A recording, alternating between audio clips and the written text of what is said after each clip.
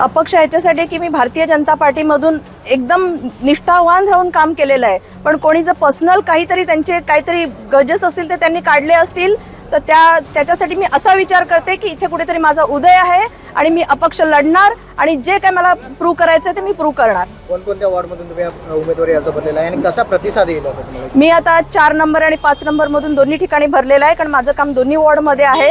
कारण सगळ्या कार्यकर्त्यांचं पण म्हणणं होतं की 5 मध्ये राहा मॅडम, 4 मध्ये राहा, तर मी दोन्ही इथून फॉर्म भरलेला आहे आता. तर बघूया आता. तुम्ही उमेदवारी अर्ज भरताना पक्षश्रेष्ठींशी बोलला होता?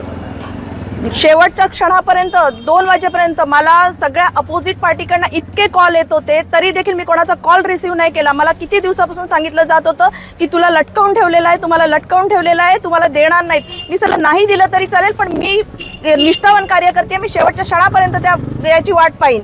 नाही दिला तर मी अपक्ष भरीन, हा माझा शब्द होता, आणि नाही दिला तर मी अपक्ष भरलाय, कारण मला फक्त लोकांची सेवा करायची आहे. भूमिपुत्र म्हणून काय कशा प्रकारे बघता ही सर्व? नाही, भूमिपुत्रांना तर गणतीतच घेत नाहीयेत. भूमिपुत्रांना ह्या आगरी कोळी लोकांना त्यांनी म्हणजे बादच करून टाकलेला आहे. हा कुठेतरी आमचा म्हणजे कुठेतरी राग काढल्यासारखा वाटतोय. तुम्हाला जर पुन्हा प्रेशर करून पुन्हा जर सांगितलं आणि उमेदवारी माघार घेण्यासाठी सांगितलं तर माघार? अजिबात नाही. का मी माघार घेऊ? अजिबात माघार घेणार नाही, कारण मला लोकांची सेवा करायची म्हणून मी उतरलेली आहे, तर मी का माघार घेऊ?